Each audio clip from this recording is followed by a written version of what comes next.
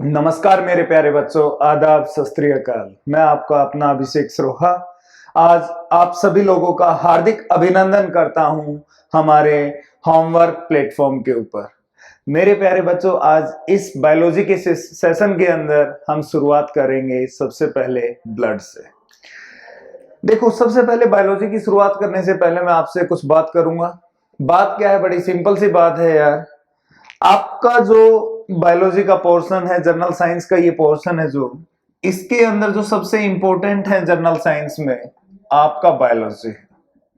और एसएससी के अंदर यदि आप कोई स्टेट गवर्नमेंट एग्जाम भी देते हो तो स्टेट गवर्नमेंट एग्जाम के अंदर भी आपका जो जनरल साइंस का पोर्शन है, जिसको बोलते हो आप जीएस एंड जीए का पोर्शन बोलते हो, उसमें सबसे ज्यादा स्कोरिंग मार्क्स किसके अंदर आते हैं बेटा? आपके बायोलॉजी के अंदर आते हैं।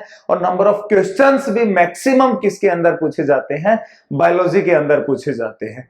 तो यार, आज हम बायोलॉजी की शुरुआत कर रहे हैं। तो आप सभी को पता है बायोलॉजी को हिंदी में क्या बोलते हैं बेटा? हम लोग जीव विज्ञान बोलते हैं। क्या बोलते हैं? जीव विज्ञान की स्टडी कर रहे हैं हम। जीव विज्ञान का क्या करेंगे? अध्ययन करेंगे। तो मुझे ये बताओ आप लोग, इस बायोलॉजी में आप किसके बारे में पढ़ते हो? क्या क्या पढ़ना पड़ता है हमें बायोलॉजी के बारे में? तो एक बार इसका डिस्क्रिप्शन लेते हैं और फिर हम अपने चैप्टर की तरफ रुख करेंगे अपना। तो मुझे ये बताओ कि इस बायोलॉजी के अंदर क्या क्या पढ़ना होता है? क्या क्या पढ़ते हो आप लोग बायोलॉजी के अंदर? क्या क्या देखा है आप लोगों ने आज तक बायोलॉजी के अंदर भाई? चलो ठीक है, मैं बताता हूं आप लोगों को। बायोलॉजी के अंदर आपने देखा है कि हम किसके बारे में स्टडी करते हैं? हम स्टडी करते हैं ह्यूमन बॉडी के बारे में। किसके बारे में बेटा? ह्यूमन बॉडी के बारे में, मतलब कि मानव शरीर के बारे में हम अध्ययन करते हैं। फिर किसके बारे में स्टडी करते हैं? एनिमल बॉडी के बारे में बेटा। पशुओं के जो जीव जंतु होते हैं आपके, एनिमल बॉडी के बारे में हम लोग स्टडी करते हैं। और किसके बारे में स्टडी करते हैं बेटा? यहाँ पर प्लांट्स के बारे में स्टडी करते हैं। किसके बारे में स्टडी करते हैं? प्लांट्स की स्टडी करते हैं। मतलब कि इस बायोलॉजी के अंदर आपको ह्यूमन बॉडी के बारे में देखना है, एनिमल के बारे में देखना, और थर्ड प्लांट के बारे में देखना है। बट हम बात करें मेन बायोलॉजी से यहां से, तो आपने सुना होगा कि बायोलॉजी को दो ब्रांच के अंदर डिवाइड किया हुआ है। वो ब्रांच कौन कौन सी होती है? एक जूलॉजी होती है और दूसरी कौन सी होती है बेटा? बॉटनी होती है। एक जूलॉजी होती है और दूसरी कौन सी होती है? बॉटनी। जूलॉजी के अंदर हम किसको पढ़ते हैं? ह्यूमन बॉडी को और एनिमल बॉडी को पढ़ते हैं। सेम वही बॉटनी के अंदर सिर्फ स्टडी किसके बारे में करते हैं? हम लोग प्लांट्स के बारे में करते हैं। और आपके एग्जाम के अंदर मैंने बताया, चाहे वो आपका एसएससी का एग्जाम हो, चाहे आपका कोई भी स्टेट गवर्नमेंट का एग्जाम हो, उसमें जो सबसे नंबर ऑफ क्वेश्चंस पूछे जाते हैं, मैक्सिमम नंबर ऑफ क्वेश्चंस जहां से पूछे जाते हैं, वो बायोलॉजी का कौन सा पोर्शन होता है? ह्यूमन बॉडी वाला। तो आज हम शुरुआत करने वाले हैं जूलॉजी के ह्यूमन बॉडी वाले पार्ट से। कौन से? ह्यूमन बॉडी, मानव शरीर के पार्ट से। तो आप सभी लोग हेडिंग डालेंगे मानव शरीर। सभी बच्चे हेडिंग डालेंगे मानव शरीर, ह्यूमन बॉडी।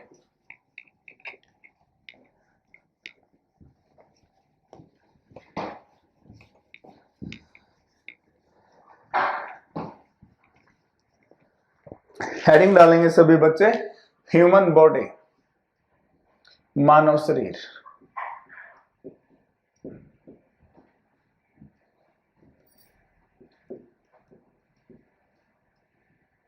मानव शरीर।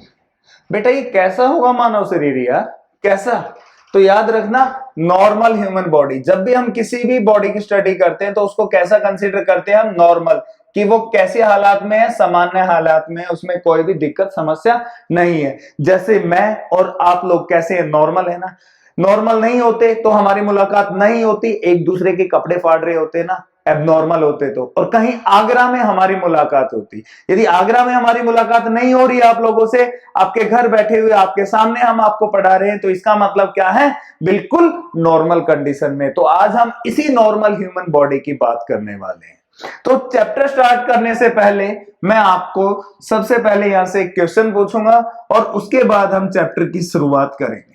क्वेश्चन क्या रहेगा सबसे पहले यहां पर?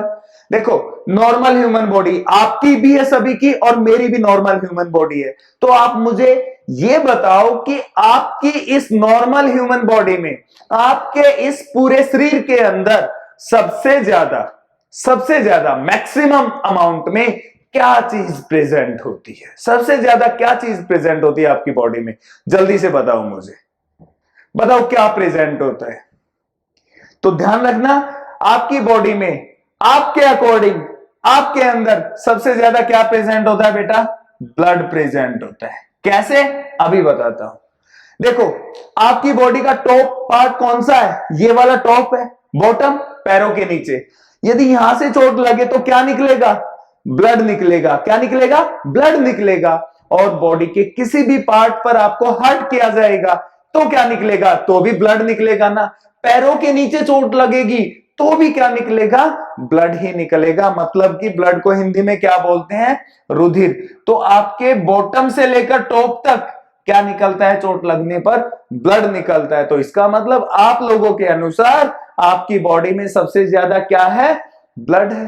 तो यहीं से हम सबसे पहले शुरुआत करते हैं पहले चैप्टर की, और यही हमारा पहला चैप्टर होगा आज, ब्लड, जो कि एक पार्ट है। किसका पार्ट है ये? सर्कुलेटरी सिस्टम का। किसका पार्ट है बेटा? सर्कुलेटरी सिस्टम का पार्ट है। और इस सर्कुलेटरी की डिस्कवरी किसने की थी? याद रखना, वो थे आपके साइंटिस्ट विलियम हार्वे। किसने की थी बेटा? William Harvey.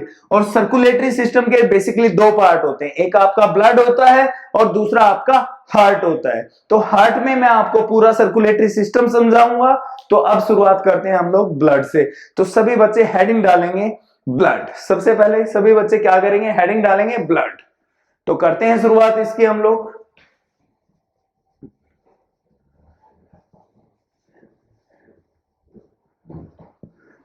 चलो भाई करते हैं शुरुआत। हेडिंग डालेंगे सभी बच्चे ब्लड। जैसा रंग इसका वैसा ही हमने आज मार्कर यूज कर लिया है भाई, ठीक है। ब्लड, हिंदी में इसको क्या बोलेंगे? ब्लड को रुधिर बोलेंगे। क्या बोलेंगे बेटा? रुधिर बोलेंगे। या क्या बोलेंगे इसको? रक्त बोलेंगे। अब ये मत कहना खून। खून आप अपनी लोकल लैंग्वेज के अंदर बोलते हो। आया समझ में? खून किसे बोलते हो? लोकल लैंग्वेज के अंदर बोलते हो इसको। आया? चलो ठीक है, ब्लड के बारे में पढ़ते हैं। अब जब आपकी बॉडी के अंदर ये ब्लड प्रेजेंट है तो इट मीन्स ये क्या है? एक ऑर्गन। और आज इसकी हम क्या कर रहे हैं? स्टडी कर रहे हैं ना बेटा। क्या कर रहे हैं आज? हम इसका अध्ययन कर रहे हैं। क्या कर रहे हैं हम? आज इसका अध्ययन कर रहे हैं। तो इसको किसी न किसी नाम से तो जाना जाएगा ना।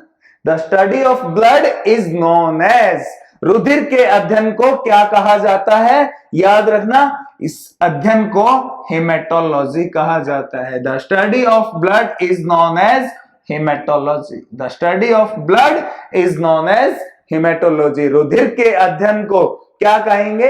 हेमेटोलॉजी बोलेंगे। आया समझ में? फिर बात आती है, आपके ब्लड में कोई भी दिक्कत आ जाती है, कोई डिजीज, कोई बीमारी आ जाती है, या कोई इंफेक्शन आ जाता है, तो आप किसके पास भागोगे? सबसे पहले डॉक्टर के पास। और कौन से डॉक्टर के पास जाओगे?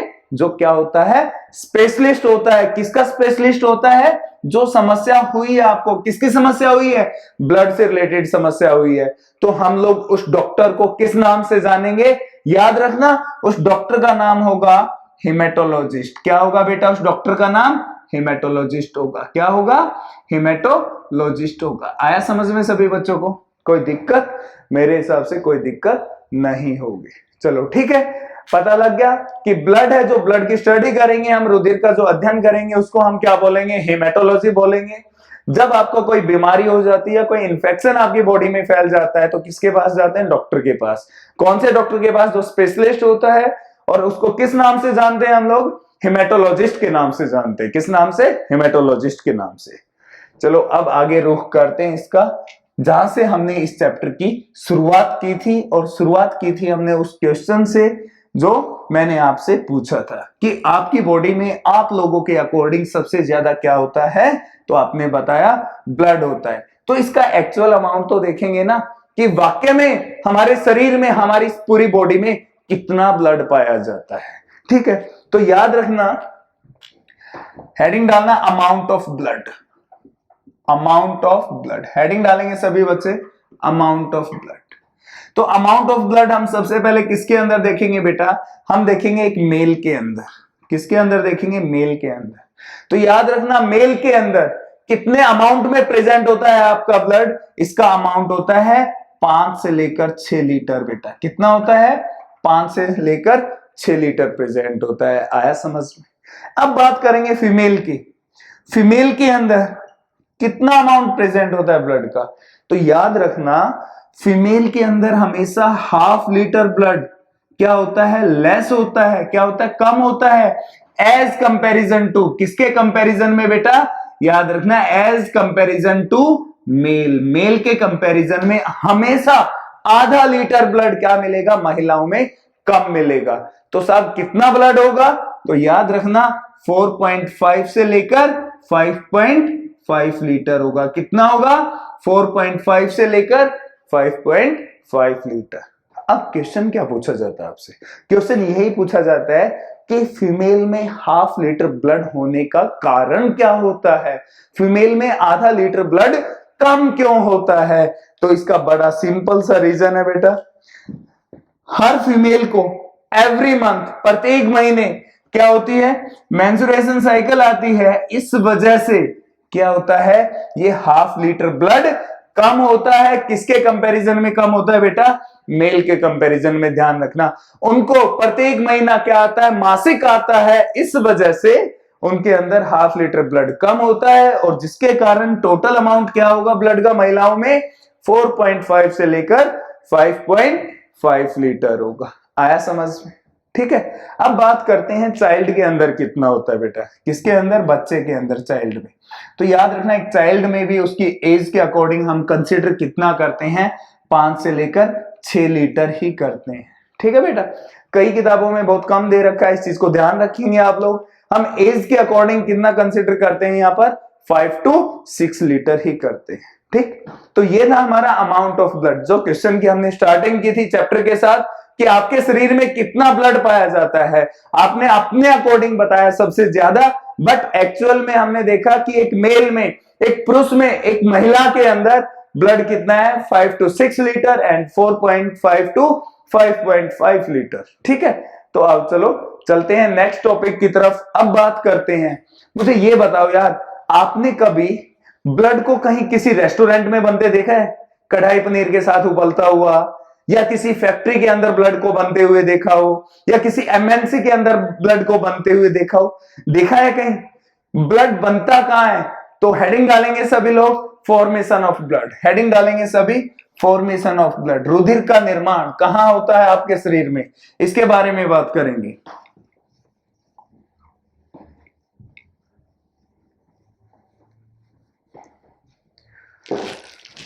हेडिंग डालेंगे सभी बच्चे, फॉर्मेशन ऑफ ब्लड।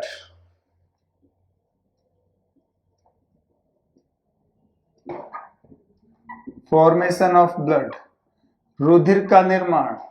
हिंदी में क्या बोलेंगे बेटा इसको?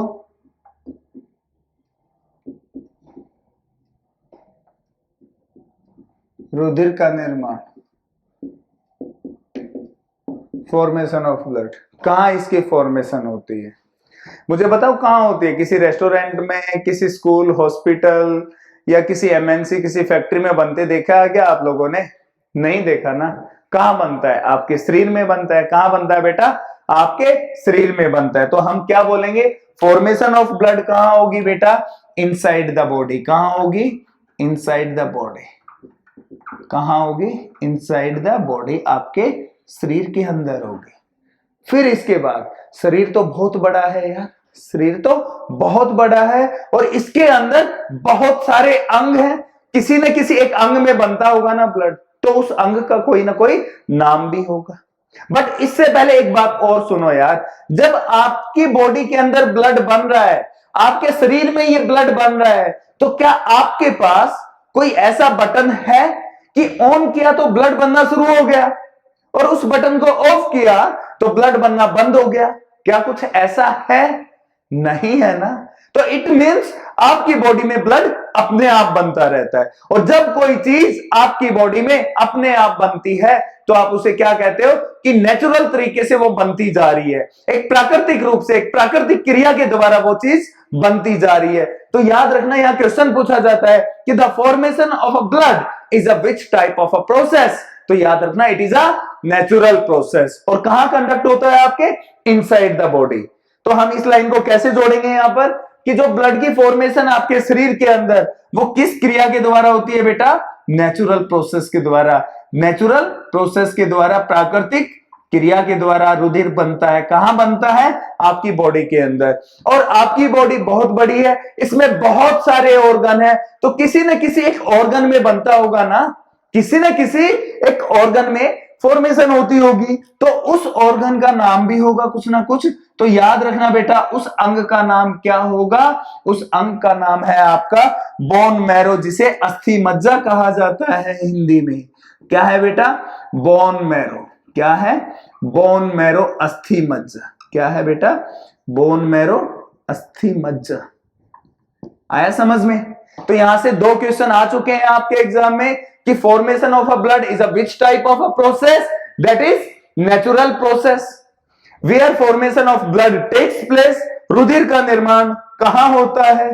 तो आंसर होगा बोन मैरो के अंदर। और बोन मैरो क्या है? आपके शरीर का एक अंग है। क्या है बेटा? ये एक ऑर्गन है। अब बात यहां आएगी कि सर ये जो बोन मैरो है ये शरीर में पाया कहां जाता है? शरीर में पाया कहां जाता है? इसकी लोकेशन की बात होगी। किसकी बात होगी बेटा? इसकी लोकेशन की बात होगी। लोकेशन के बाद आप सोचोगे कि यार इसका आकार कैसा होगा बोन मैरो का, इसकी शेप कैसी होगी। दूसरी बात किसकी आएगी बेटा? इसके शेप की बात आएगी। क्यों? आपको पता है जैसे आपका ऑर्गन एक हार्ट है, हार्ट की शेप का पता है, लंग्स का पता है, उसको लंग्स की शेप कैसी है और कहां पाया जाता है। किडनी की शेप का पता है, किडनी कहां पाई जाती है और कैसी उसकी आकृति होती है, आकार होता है उसका। तो सेम आपसे एग्जाम में यह भी पूछा जाता है कि बोन मैरो अवेलेबल कहां होता है, इसकी लोकेशन कहां होती है आपकी बॉडी में। तो ध्यान सुनना ये पॉइंट, बोन मैरो आपकी बॉडी के अंदर हमेशा लंबी हड्डियों में उपस्थित होता है। किसके अंदर उपस्थित होता है बेटा? ये लंबी हड्डियों में, लॉन्ग बोन्स के अंदर उपस्थित होता है। किसमें? लंबी हड्डियों के अंदर उपस्थित होता है। ये लंबी हड्डी कहां पाई जाती है आपकी बॉडी में? जैसे लंबी हड्डी ये है, आपकी ह्यूमर हो गई, आपके पैरों की टीबिया हो गई, फ्यूमर हो गई, लंबी हड्डी, आपके पीछे वर्टिबल्स हो गए, इन सभी में क्या पाया जाता है बेटा? बोन मैरो पाया जाता है। तो हम कह सकते हैं कि शरीर के हर भाग में क्या पाया जाता है? Bone marrow. और बोन मैरो है किसके अंदर? लंबी हड्डियों में। मतलब कि शरीर के जिस भाग में लंबी हड्डी होगी उसमें क्या उपस्थित होगा? आपका बोन मैरो उपस्थित होगा। मैंने क्या बोला? फिर दोबारा ध्यान से सुनेंगे कि लॉन्ग बोन, लंबी हड्डियों के अंदर उपस्थित होगा। मतलब कि जो लंबी हड्डी है उसके अंदर मिलेगा। कौन मिलेगा? बोन मैरो मिलेगा। ध्यान रखें इस बात को। अब बात आती है शेप। जब देखो यार ये लंबी हड्डी के अंदर उपस्थित है तो हड्डियों की शेप कैसी होती है?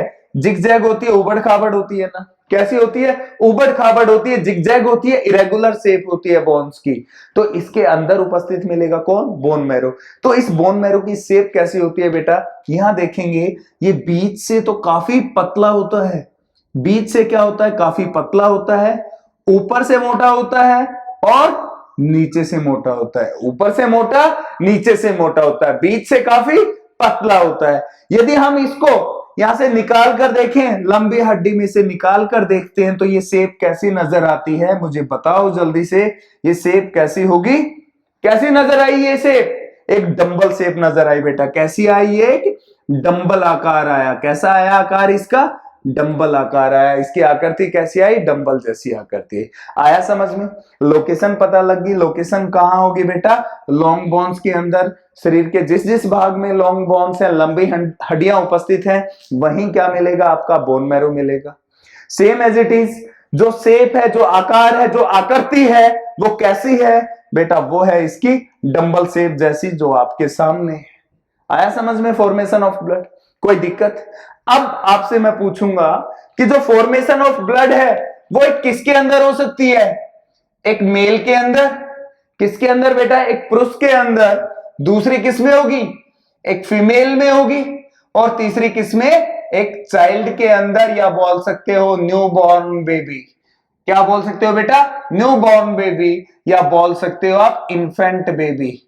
Infant baby. आपसे पूछा जाए where the formation of blood takes place in infant baby, जो नया बच्चा हुआ है, अभी ताजा ताजा जो बच्चा हुआ है, जो 1 दिन का, 2 दिन का, 10 दिन का बच्चा है, उसके अंदर ब्लड की फॉर्मेशन कहां होगी? तो उसमें भी क्या आंसर होगा? Bone marrow. आपसे पूछा जाए एक बच्चे के अंदर, आपसे पूछा जाए एक महिला के अंदर, आपसे पूछा जाए एक पुरुष के अंदर ब्लड की फॉर्मेशन, रुधिर का निर्माण कहां होगा? तो आपका आंसर क्या होगा बेटा? बोन मैरो होगा। आया समझ में? ठीक है, चलें आगे। बट इस क्वेश्चन में आपको बार बार फंसाया जाता है। वो कैसे फंसाया जाता है वो क्वेश्चन बताऊंगा। इससे पहले 2 क्वेश्चन जो मैंने इसमें बताए वो लिखवाता हूं और फिर मैं उस थर्ड क्वेश्चन की बात करता हूं। यहां तक मेरे हिसाब से किसी भी बच्चे को प्रॉब्लम नहीं होगी। चलो हम चलते हैं क्वेश्चंस पर। यहां से क्या क्या क्वेश्चन पूछा गया है उसको लिखते हैं और फिर आगे की तरफ मूव ऑन करते हैं हम लोग।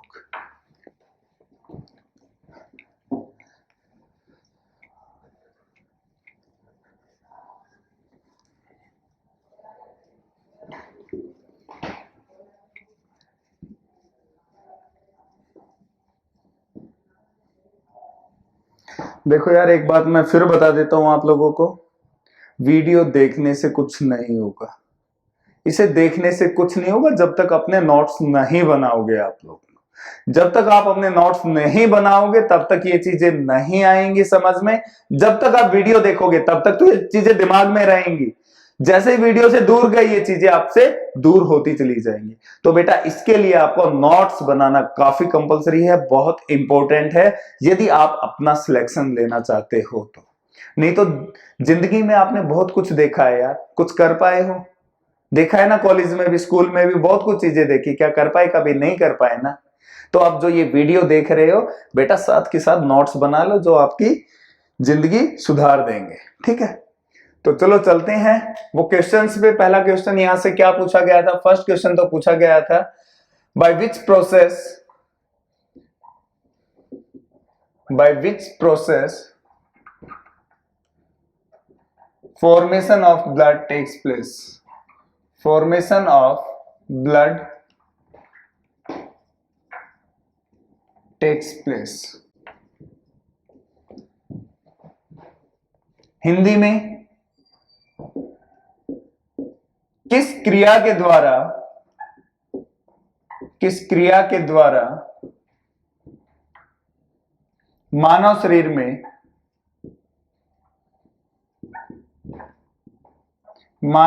में रुधिर का निर्माण होता है? रुधिर का निर्माण होता है। सेकंड, वेयर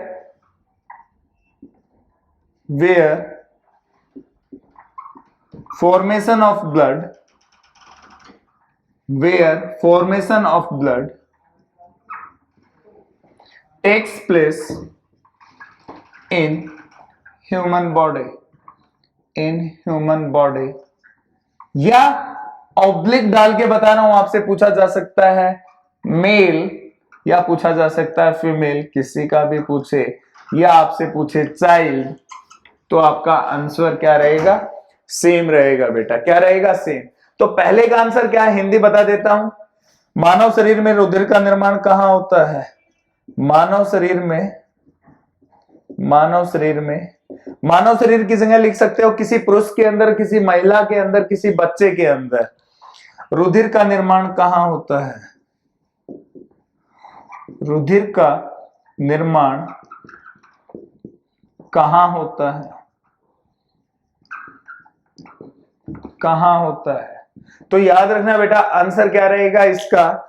सेकंड क्वेश्चन का आंसर क्या रहेगा आपका? आंसर होगा बोन मैरो अस्थि मज्जा। क्या रहेगा बेटा? बोन मैरो अस्थि मज्जा में। किसमें? बोन मैरो अस्थि मज्जा। ये काफी बार क्वेश्चन पूछे जा चुके हैं, दोनों क्वेश्चन ध्यान रखना। आपके एसएससी ने बार बार इन क्वेश्चनों को पूछा है, तो इनको तो बेटा रट लेना, बिल्कुल दिमाग से निकलने नहीं चाहिए कभी भी। फर्स्ट का आंसर क्या होगा? Bye which process. मैंने प्रोसेस बताया था, किस क्रिया के द्वारा रुधिर का निर्माण होता है आपके शरीर में। मैंने बताया था ना, कोई आपके पास ऐसा बटन नहीं है जिसको ऑन करने से ब्लड बनना शुरू हो जाता है या ऑफ करने से ब्लड बनना बंद हो जाता है। ऐसा नहीं बताया मैंने, क्या बताया, ये अपने आप बनता रहता है आपकी बॉडी में। और जब कोई भी चीज अपने आप बनती रहती है आपकी बॉडी में तो बेटा उसे क्या बोलते हैं कि वो चीज नेचुरल तरीके से बनती है। मतलब कि बेटा वो प्रोसेस क्या है, नेचुरल प्रोसेस है, प्राकृतिक क्रिया के द्वारा। किस क्रिया के द्वारा बेटा, प्राकृतिक क्रिया के द्वारा। प्राकृतिक क्रिया के द्वारा इसका क्या होता है, निर्माण होता है रुधिर का। ठीक है, तो चलें, जो एसएससी आपको इस क्वेश्चन में बाउंस करती है और जो आपका 2018 में क्वेश्चन पूछा गया था वो क्वेश्चन ध्यान से समझना, और वहां से कई क्वेश्चन आपके क्लियर होने वाले हैं। तो देखते हैं वो क्वेश्चन क्या था इसी टॉपिक से रिलेटेड। यहां तक तो किसी को समस्या परेशानी नहीं होगी ना, ठीक है। तो चलो चलते हैं हम लोग आगे।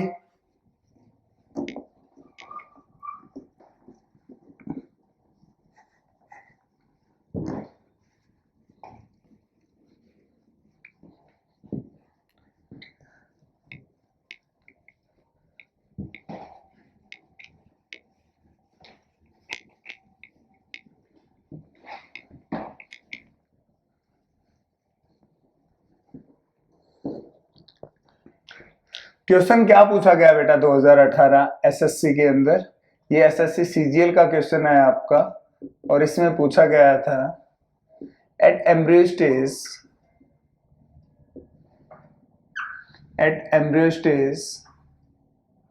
where the formation of blood takes place, where the formation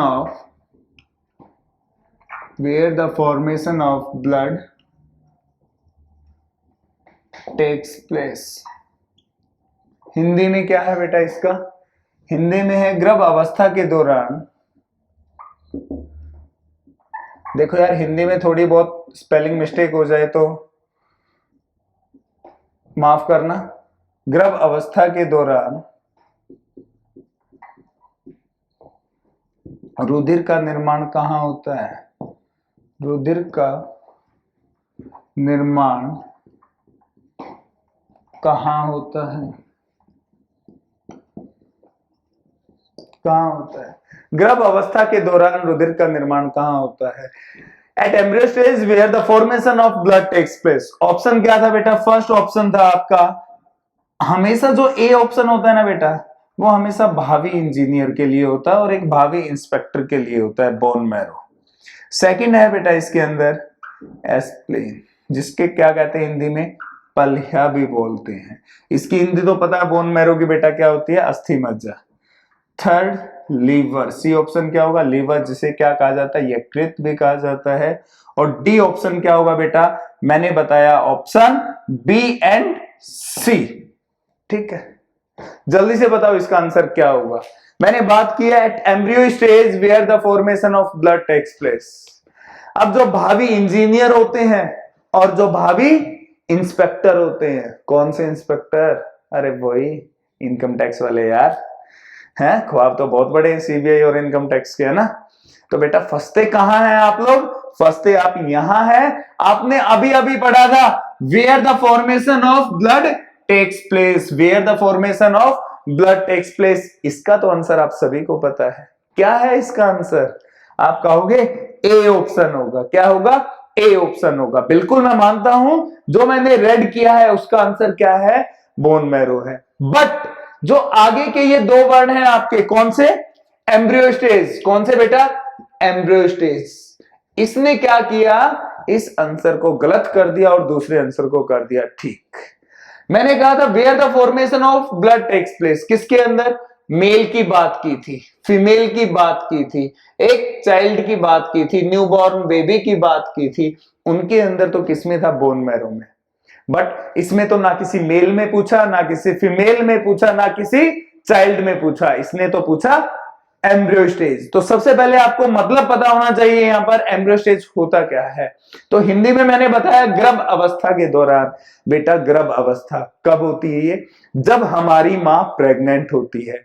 जब मैं अपनी मां के अंदर लाई करता था, जब मेरी मां प्रेग्नेंट थी, उस वक्त पूछा गया कि रुधिर का निर्माण कहां होता है। अब सिंपल सी बात है, मां का तो पूछेगा नहीं यार, किसका पूछेगा, मेरा ही पूछेगा ना। जब मैं अपनी मां के अंदर लाई करता था, जब मेरी मां प्रेग्नेंट थी, उस समय रुधिर का निर्माण कहां हुआ, क्वेश्चन आपसे ये पूछ रहा है, ना कि मां के बारे में पूछ रहा है। यदि मां के बारे में पूछना होता तो सीधा सीधा क्वेश्चन क्या होता, in female where the formation of blood takes place, महिलाओं के अंदर रुधिर का निर्माण कहां होता है, क्वेश्चन इस तरीके से होता। तो यहां पर किसी फीमेल की बात नहीं की गई है, ना किसी मां की बात की गई है, यहां बात किसकी की गई है कि जब मां प्रेग्नेंट है, जब मां गर्भ से है, उस समय रुधिर का निर्माण कहां होता है। चीज और देखो यार आप लोग, जब भी प्रेगनेंसी का वर्ड आता है कहीं भी, आपके दिमाग में ऑटोमेटिक एक वर्ड आता है अबॉर्शन। किसका वर्ड आता है, अबॉर्शन का वर्ड आ जाता है, आपके दिमाग में आ जाता है ना अपने आप, अबॉर्शन करवाना है। यदि आप बच्चे को नहीं चाहते तो क्या करवाते हो, प्रेग्नेंट होने के बाद वुमेन का अबॉर्शन करवा देते हो ना। तो बेटा कब तक अबॉर्शन करवा सकते हो, कब तक अबॉर्शन करवा सकते हो, तो याद रखना जब तक प्रेगनेंसी के 2 मंथ कंप्लीट नहीं होते, तब तक आप आराम से क्या करवा सकते हो, अबॉर्शन करवा सकते हो ना। बट इसके बाद भी करवा सकते हो, कब तक करवा सकते हो अबॉर्शन, आप 2.5 मंथ तक करवा सकते हो। जितना समय बढ़ता जाएगा प्रेगनेंसी का, उतनी ही नौबत मुश्किल होती जाएगी आप लोगों के लिए। तो क्या होता है इसके अंदर, जब मां की प्रेगनेंसी के 3 मंथ कंप्लीट हो जाते हैं, 3 महीने पूरे हो जाते हैं, तो बेबी यहां पर क्या होता है बेटा, डेवलप होना शुरू हो जाता है। क्या होना शुरू हो जाता है, यहां पर डेवलप होना शुरू हो जाता है। यहां पर बेबी के शरीर के अंग निकलने शुरू हो जाते हैं। और सबसे पहले कौन सा अंग निकलता है यहां पर बेटा, याद रखना एस्प्लीन निकलता है बेटा। कौन सा, एस्प्लीन प्लीहा निकलता है। और इस प्लीहा के अंदर फिर क्या होता है बेटा, ब्लड की फॉर्मेशन स्टार्ट हो जाती है। किसके अंदर होगी, एस्प्लीन के अंदर। ये कब तक बन के तैयार हो जाएगा, जब मां की प्रेगनेंसी के 3 महीने पूरे हो जाएंगे। और फिर जैसे जैसे प्रेगनेंसी का टाइम पीरियड बढ़ता जाएगा, 3 से 4 महीने, 4 से 5 महीने, तो याद रखना जैसे ही 5 महीने होंगे प्रेगनेंसी के, यहां पर क्या होगा बेटा, फिर दोबारा से यहां पर क्या होगा, आपका जो लीवर होता है वो लीवर बन के तैयार हो जाएगा, यकृत बनकर तैयार हो जाएगा। कब, जब प्रेगनेंसी के 5 महीने पूरे हो जाएंगे। तो याद रखना जैसे ही प्रेगनेंसी के 5 महीने पूरे होते हैं, लीवर बन के तैयार होता है बेबी का, तो फिर यहां पर क्या हो जाता है, ब्लड की फॉर्मेशन स्टार्ट हो जाती है। तो फिर इसमें ब्लड की फॉर्मेशन स्टार्ट हो जाती है। इससे पहले ब्लड की फॉर्मेशन कहां स्टार्ट हुई आपकी, एस्प्लीन में। कब हुई, 3rd मंथ के अंदर। कब तक चली है, जब तक पूरे प्रेगनेंसी के 5 महीने नहीं हुए थे, मतलब कि जब तक आपका लीवर की फॉर्मेशन नहीं हो पाई थी। आया समझ में। तो क्वेश्चन यही है। और ये कब तक बनेगा लीवर के अंदर, टिल बर्थ, जब तक बेबी का जन्म नहीं हो जाता तब तक ब्लड की फॉर्मेशन किसमें रहेगी, बाद में लीवर के अंदर रहेगी। तो आपसे क्वेश्चन यही पूछा यार, उस समय ब्लड कहां बनता है, एस्प्लीन में भी बनता है, आपके प्लिया में भी बनता है, और किसके अंदर बनता है, यकृत के अंदर भी बनता है। तो ऑप्शन में क्या है, एस्प्लीन भी है और लीवर भी है, दोनों है ना। तो आपका आंसर क्या हो जाएगा बेटा, डी ऑप्शन राइट हो जाएगा। कौन सा हो जाएगा, डी ऑप्शन राइट हो जाएगा। आया समझ में, कोई दिक्कत। इस क्वेश्चन में और बाउंस मारा जा सकता है, वो कैसे, आपसे पूछा जा सकता है, at embryo stage where the formation of blood takes place first time, पहली बार ब्लड का निर्माण कहां होगा। तो पहली बार तो कहां हो रहा था, इसमें एस्प्लीन में हुआ था ना, तो सिर्फ उस समय आपका आंसर क्या होगा, एस्प्लीन हो जाएगा। आपसे पूछे कि where the formation of blood takes place during embryo stage for the long duration, लंबे समय तक उस दौरान रुधिर का निर्माण कहां पर हुआ, तो आपका आंसर बेटा क्या हो जाएगा, लीवर। क्यों, 5 महीने से लेकर यहां कब तक, बेबी का जन्म कब होता है, आफ्टर 9 मंथ। कहां होता है, आफ्टर 9 मंथ, 9 महीने के बाद होता है बेबी का जन्म। तो 5 से लेकर 9 महीने तक क्या रहा, ब्लड की फॉर्मेशन किसमें, लीवर में। तो लंबे समय तक आंसर क्या होगा आपका, फिर लीवर हो जाएगा बेटा। कौन सा हो जाएगा उस समय, लीवर हो जाएगा। इस तरीके से क्वेश्चन को ध्यान रखोगे। और ये क्वेश्चन काफी इंपॉर्टेंट है, इसमें बहुत सारे बच्चे फंसे थे 2018 के अंदर जब ये क्वेश्चन पूछा गया। तो मेरी रिक्वेस्ट आप लोगों से, जो भी इस टाइप से क्वेश्चन है जहां से आपके 2-2, 3-3 क्वेश्चन और निकल कर आते हैं, तो ऐसे क्वेश्चंस को आप काफी अच्छे ध्यान से देखें, समझें उनको कि पूछना क्या जा रहा है और आप आंसर क्या दे रहे हो। ठीक है, तो चलते हैं अब आगे। ये हमारा कंप्लीट हुआ फॉर्मेशन ऑफ ब्लड, कि ब्लड के निर्माण कहां होती है। अब आगे चलते हैं इसके नेक्स्ट टॉपिक पर। नेक्स्ट क्या है, आपको एक कहानी बताऊंगा आपके बचपन की। वो क्या है कहानी, उसके ऊपर बात करते हैं अब हम लोग।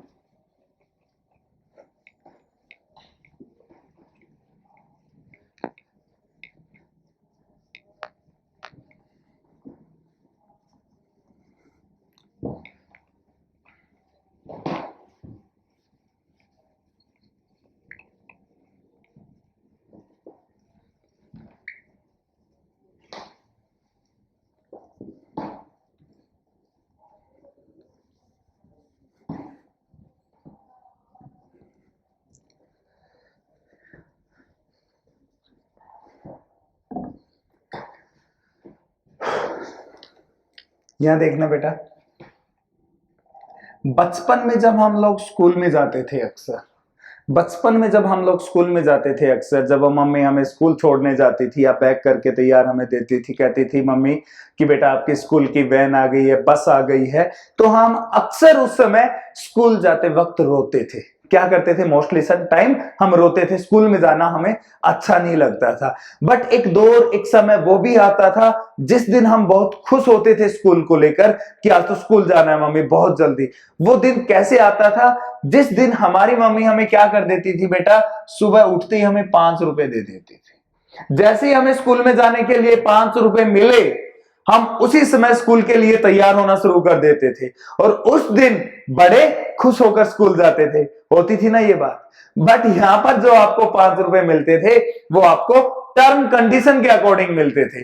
वो टर्म कंडीशन क्या होती थी, मम्मी कहती थी बेटा कि 5 रुपए में से आपको क्या करना है, 3 रुपए वाली आपको HB की पेंसिल खरीदनी है। क्या खरीदनी है बेटा, पेंसिल लेनी है। क्यों, क्योंकि यार देखो पेंसिल लेना तो हमारी प्राथमिकता थी। क्यों प्राथमिकता थी, क्योंकि इस पेंसिल के द्वारा आप क्लास का वर्क भी करोगे, जो घर का दिया होगा होमवर्क वो भी करोगे, आप करोगे ना। तो पेंसिल लेना तो मजबूरी भी थी हमारी और हमारी पहली प्राथमिकता भी होती थी। बट बचे 2 रुपए, और 2 रुपए के लिए मम्मी क्या बोलती थी कि बेटा 2 रुपए का क्या करना, आप लोग शॉर्पनर ले लेना। क्या ले लेना, शॉर्पनर ले लेना। क्यों बोला ऐसा, क्योंकि मम्मी को पता था इरेजर का तो हम यूज करते ही नहीं कभी। इरेजर के लिए हम क्या यूज करते थे, क्या करते थे, किसी चीज को पेंसिल से आपने लिख दिया और उसको इरेज करना तो क्या करते थे हम बचपन में, इस उंगली को क्या करते थे, ऐसे करके ऐसे कर देते थे ना हम लोग। तो ऐसे हम जुगाड़ चलाते थे उसमें। बट हम बचपन से ही काफी क्या थे, समझदार थे। वो समझदार कैसे थे, हम शॉर्पनर कभी नहीं खरीदते थे, इसका भी जुगाड़ कर लेते थे। और वो जुगाड़ कैसे करते थे हम लोग, हमारे पास एक ज्योमेट्री बॉक्स हुआ करता। क्या हुआ करता, एक ज्योमेट्री बॉक्स हुआ करता हमारे पास। और उस ज्योमेट्री बॉक्स के अंदर क्या होता था बेटा, एक व्हाइट पेपर लगा कर रखते थे। ज्योमेट्री बॉक्स में क्या लगाया था हमने उस समय, एक व्हाइट पेपर लगाया था। और इस व्हाइट पेपर के अंदर बेटा हम यहाँ पर क्या रखते थे, एक ब्लेड रखते थे। क्या रखते थे, एक ब्लेड रखते थे। और ये ब्लेड किसके काम आता था बेटा, आपके शॉर्पनर की जगह काम आता था। किसकी जगह काम आता था, शॉर्पनर की जगह। तो इसका मतलब सभी ब्लेड रखते थे, मतलब कि आप बचपन से सारे के सारे बच्चे क्या हो, जेब कतरे। मानते हो ना इस बात को, कबूल करो। सबने क्या रखा है बेटा, ब्लेड रखा है। तो इट मींस आप सारे के सारे बच्चे क्या रहे हो, बचपन से जेब कतरे। बट आज के समय आपको यदि कोई बस में या ट्रेन में या कहीं पर बाजार में आपको कह दे कि आप जेब कतरे हो, तो आप पता नहीं एकदम कैसे उसके साथ बिहेव करते हो, फिर ऐसा करते हो ना। बट बचपन में ये काम किया था आपने। तो बचपन में हमने यहाँ पे शॉर्पनर नहीं लिया, तो इसकी जगह क्या लिया, शक्तिमान खा लेते थे। क्या करते थे, शक्तिमान को खा लेते थे। शक्तिमान इतना खा लिया वो आज तक बाहर नहीं आ पाया आपसे, है ना। तो वो शक्तिमान बाहर ना आने का कारण क्या था, आपने उसको ज्यादा अमाउंट में खा लिया उसको बार बार, ठीक है। तो हम करते क्या थे, अब यहां देखो यार, मेन बात सुनो।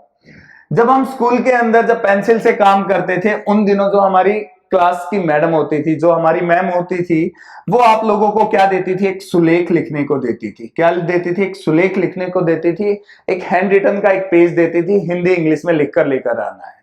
और उन दिनों हम सारे के सारे स्टूडेंट, सारे के सारे बच्चे क्या होते थे, काफी इंटेलिजेंट होते थे। वो कैसे, हम सभी आपस में अपने दोस्त के साथ अपनी कॉपी का क्या करते थे, उस समय कंपैरिजन करते थे कि देख यार मैम ने है ना मेरी कॉपी में गुड दिया, मेरी कॉपी में वेरी गुड दिया, मेरी कॉपी में एक्सीलेंट दिया है, मेरी कॉपी में मैम ने स्टार बना दिया। कुछ ऐसा कंपैरिजन करते थे ना। तो ये गुड, वेरी गुड, एक्सीलेंट और ये स्टार, चॉकलेट कब मिलती थी हमें, जब हमारा सुलेख काफी अच्छा लिखा हुआ होता था। और इस सुलेख को काफी अच्छे तरीके से लिखने के लिए हम क्या करते थे, पेंसिल का शार्प होना जरूरी था। क्या होना जरूरी था, पेंसिल का शार्प होना जरूरी था। और इस पेंसिल को शार्प हम किससे करते थे साहब, ब्लेड से करते थे। किससे करते थे, ब्लेड से करते थे ना। ब्लेड से कुछ ऐसे कर रहे होते थे पेंसिल को शार्प। और जब ब्लेड से पेंसिल को ऐसे शार्प करते थे तो अक्सर ये ब्लेड कहां लगता था, आपकी उंगली में लग जाता था जाकर। कहां लग जाता था बेटा, आपकी उंगली में लग जाता था। और जैसे ही आपकी उंगली में ब्लेड लगता था, मतलब कि आपकी फिंगर में क्या हुआ, ब्लेड लगा। तो फिंगर से क्या निकल कर आया बेटा, ब्लड निकल कर आएगा, फिंगर से क्या निकल कर आएगा, ब्लड निकल कर आएगा। तो आप क्या करते थे, मम्मी से बताते थे? नहीं बताते थे। क्यों? क्योंकि मम्मी तो पहले 2 रुपए के बारे में बात करेगी कि बेटा शॉर्पनर कहाँ गया, फिर गलती से नाम ले दिया, 2 रुपए का शक्तिमान खा दिया, तो 2 आपको वहीं आपके चेहरे पर दे दे आएंगे, आएंगे ना। तो आप गलती से भी, भूलकर भी मम्मी से क्या नहीं कहते थे कि मम्मी उंगली के अंदर ब्लेड लग गया। तो उस समय आप क्या करते थे, जिस पार्ट पर उंगली के ब्लेड लगा है तो उस उंगली को डायरेक्ट कहां डालते थे, मुंह में डालते थे ना। सभी ने डाला है, डाला या नहीं डाला है? डाला है। और कहां डाला है आपने? आपने अपने माउथ के अंदर डाला है। और माउथ में जब उंगली को आप डालते थे, अंदर रखते थे अपने माउथ में, तो बेटा आपकी उंगली कहां टच होती थी? माउथ के अंदर जो टंग प्रेजेंट होती है। कहां बेटा? जो टंग प्रेजेंट होती है माउथ में, उसके ऊपर आप इस उंगली को रख लेते थे। ऐसा ही है। और इस उंगली से क्या निकल रहा था? ब्लड। और ब्लड फिर कहां गिर रहा होगा? आपकी टंग के ऊपर। कहां गिर रहा होगा? आपकी टंग, जीभ के ऊपर। और अब आपको अच्छे से पता है कि जो टंग है, जो आपकी जीभ होती है, वो किसके बारे में बताती है? स्वाद के बारे में बताती है, टेस्ट के बारे में बताती है बेटा, कैसा जीसा था उसके बारे में बताती है ना। तो आप यहां से बता सकते हो अब कि जब ब्लड टंग के ऊपर गिरा तो उस ब्लड का टेस्ट क्या था। तो याद रखना, उस समय जो टेस्ट होता था बेटा कैसा था? Salty in nature. प्राकृतिक रूप से क्या होता था बेटा? नमकीन होता था। कैसा होता था? प्राकृतिक रूप से नमकीन होता था। तो हमें यहां से पता लगा the test of blood is, test क्या रहेगा ब्लड का? हमेशा सॉल्टी रहेगा, नमकीन रहेगा। आया समझ? अब बात करेंगे इसका नेचर कैसा होगा। इसका नेचर, ब्लड का नेचर कैसा होगा। और नेचर के लिए हमें किसकी रिक्वायरमेंट होगी बेटा? इसके पीएच वैल्यू की रिक्वायरमेंट होगी। ब्लड का क्या पता होना चाहिए? पीएच। क्यों? पीएच ही एक ऐसा है जो आपको क्या करता है कि कोई भी चीज नेचर में जो प्रेजेंट है वो किस फॉर्म में है, एसिड फॉर्म में है या बेस फॉर्म में है, वो कौन बताता है? पीएच बताता है। और किसके द्वारा पता लगता है? पीएच की वैल्यू के द्वारा पता लगता है। तो देखते हैं ब्लड का नेचर और नेचर के साथ समझते हैं पीएच को। पीएच क्या होता है? तो नेचर को कौन बताता है हमेशा? पीएच। तो हेडिंग डालेंगे आप लोग पीएच, हेडिंग डालेंगे आप लोग सभी पीएच। पीएच होता क्या है? तो यहां तक तो सभी को समझ में आया होगा ब्लड का टेस्ट कैसा होता है? सॉल्टी होता है। तो अब बात करते हैं कि ब्लड का नेचर कैसा होगा। Test, salty, nature. नेचर किसके द्वारा पता करेंगे? पीएच के द्वारा पता करेंगे हम लोग। तो हेडिंग डालेंगे सभी बच्चे पीएच।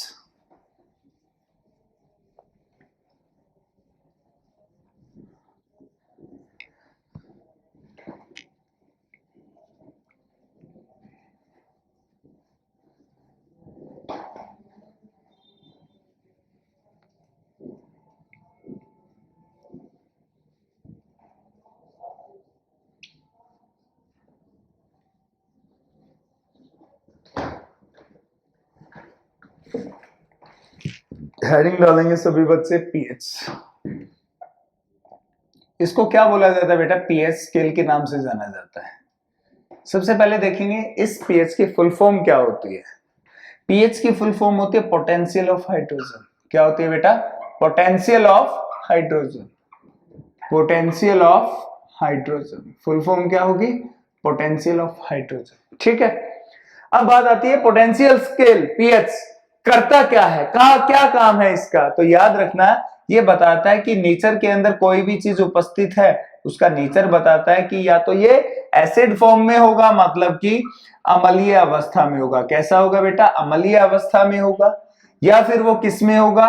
बेस फॉर्म में होगा, मतलब कि कैसा होगा बेटा? क्षारीय अवस्था में होगा। या फिर वो कैसा होगा बेटा? न्यूट्रल होगा, उदासीन होगा। कैसा होगा? न्यूट्रल होगा, उदासीन होगा। इसके बारे में बताता है। तो इसका मतलब क्या हुआ कि पीएच क्या है बेटा? एक इंस्ट्रूमेंट है। क्या है? एक ये इंस्ट्रूमेंट है। जब ये ऐसा बताता है, इंस्ट्रूमेंट का मतलब ये क्या है? कि यंत्र है। और ये यंत्र किस टाइप का है? मतलब कि आपसे पूछा जाए कि पीएच है जो, वो किस टाइप का इंस्ट्रूमेंट होता है? तो याद रखना बेटा, it is a scale type instrument. कैसा होता है बेटा? ये एक स्केल टाइप इंस्ट्रूमेंट होता है। कैसा होता है? स्केल टाइप इंस्ट्रूमेंट होता है। तो यार जो स्केल होते हैं आपके, स्केल कैसे होते हैं आपने देखा होगा। स्केल आपका कुछ ऐसा होता है, और इसके ऊपर क्या होती है, कुछ ना कुछ रेंज होती है ना। तो सेम आपके पीएच की भी क्या रहेगी, यहां पर कुछ ना कुछ रेंज रहेगी, और वो रेंज क्या है देखना है, यहां पर रेंज ऑफ पीएच स्केल। जो रेंज होती है बेटा इसकी वो होती है 0 से लेकर 14। कितनी होती है बेटा, 0 से लेकर 14, मतलब कि 0 से लेकर 14 क्या है बेटा, इसकी रेंज है। किसकी रेंज है, आपके पीएच स्केल के। अब बताता क्या है, कैसे ये डिफाइन करता है कि कोई चीज एसिड फॉर्म में, कोई बेस में या न्यूट्रल में। तो पीएच कहता है हमेशा कि मेरा एवरेज निकालो। क्या कहता है, मेरा एवरेज निकालो। तो पीएच का एवरेज कैसे लेंगे हम, एवरेज निकालेंगे जब, तो हम क्या करेंगे, 0 + 14 divide by 2, that is 14/2 is equal to 7। तो पीएच का एवरेज कितना है बेटा, 7। तो 7 कहीं ना कहीं यहां पर मिड में क्या करता होगा, लाई करता होगा। ये क्या है, पीएच स्केल का एवरेज। तो पीएच कहता है यहां से कि जो मेरे एवरेज से कम होगा, जो मेरे एवरेज से कम होगा और 0 की तरफ आएगा, 0 की तरफ आएगा और एवरेज से कम होगा, कुछ इस तरीके से बेटा। वो किस फॉर्म में मिलेगा, हमेशा याद रखना, वो मिलेगा एसिडिक फॉर्म में, मतलब कि अम्लीय अवस्था में मिलेगा बेटा। किस में मिलेगा, अम्लीय अवस्था के अंदर मिलेगा। ठीक है, फिर बात आती है कि फिर कहता है पीएच जो मेरे एवरेज से बड़ा होगा और 14 की तरफ जाएगा, जो मेरे एवरेज से बड़ा, एवरेज कितना है 7, जो 7 से बड़ा होगा और किस तरफ जा रहा है, 14 की तरफ जा रहा है, तो वो सारी चीजें, उनका नेचर जो होगा बेटा वो कैसा होगा, बेस फॉर्म में होगा, मतलब कि क्षारीय अवस्था में होगा। किस अवस्था में होगा, क्षारीय अवस्था में होगा। आया समझ में, किस अवस्था में, क्षारीय अवस्था में होगा। और फिर एवरेज क्या कहता है, सॉरी पीएच क्या कहता है कि जो मेरी एवरेज है सेम उसकी कोई वैल्यू आ जाए उसी पर, जैसे एवरेज क्या है 7, यदि 7 पर किसी की वैल्यू आती है तो उसका जो नेचर होगा वो नेचर कैसा होगा बेटा, उदासीन होगा। 7 पर क्या होगा, न्यूट्रल होगा, मतलब कि उदासीन होगा। क्या होगा, उदासीन होगा। तो इसके लिए पीएच स्केल की वैल्यू पता होना चाहिए आपको, हर एक का, जिसका नेचर पता करना है। तो यहां पर नेचर किसका पता कर रहे थे हम बेटा, ब्लड का। तो ब्लड की पीएच वैल्यू ध्यान रखना कितनी होती है, 7.4 होती है। कितनी होती है बेटा, 7.4। ये 7.4 आएगा कहां, 7 से थोड़ी सी आगे यहां पर लाई करता होगा 7.4। तो ब्लड का नेचर बता सकते हो ना आप, 7 से आगे मतलब कि एवरेज से आगे, मतलब कि क्या है, बेस फॉर्म में। क्या है बेटा, ये बेस फॉर्म में। और इस बेस फॉर्म का एक और नाम होता है जिसको हम क्या बोलते हैं, अल्कलाइन। क्या बोलते हैं बेटा, अल्कलाइन। तो हम बोल सकते हैं जो ब्लड का नेचर है वो कैसा है, अल्कलाइन इन नेचर। कैसा है, अल्कलाइन इन नेचर, मतलब कि आपका जो ब्लड है, जो आपका रुधिर है, वो किस अवस्था में है बेटा, क्षारीय अवस्था में है। किसमें है, क्षारीय अवस्था में। तो आपको यहां से क्या पता लगा, ब्लड का नेचर भी पता लगा और ब्लड की पीएच वैल्यू भी पता लगी, जो कितनी है, 7.4। अब आपके एग्जाम में बहुत सारी कुछ ऐसी वैल्यू हैं जो बार बार एग्जाम में पूछी गई हैं, तो उन वैल्यूज को देखते हैं वो किस किस की वैल्यूज हैं जो एसएससी बार बार रिपीटेशन फॉर्म में पूछती हुई आई है। तो आप लोग हेडिंग डालेंगे सम इंपोर्टेंट पीएच वैल्यूज। सभी बच्चे हेडिंग डालें सम इंपोर्टेंट पीएच वैल्यूज। यहां तक यदि किसी भी बच्चे को कोई भी समस्या है, कोई भी डाउट है, तो आप हमारे कमेंट सेक्शन में जाकर हमें कमेंट कर सकते हो। जिसकी कोई भी समस्या होगी, डाउट होगा, उसका डाउट सोल्व किया जाएगा। कोई भी क्यूरी होगी तो आप डाल सकते हो हमारे कमेंट सेक्शन के अंदर किसी भी समय। ठीक है, अब करते हैं नेक्स्ट, इसका जो इंपॉर्टेंट वैल्यू है पीएच स्केल से जुड़ी हुई, जो आपके एग्जाम में पूछी गई है, उनको देखते हैं। सभी बच्चे हेडिंग डालेंगे सम इंपॉर्टेंट पीएच वैल्यूज।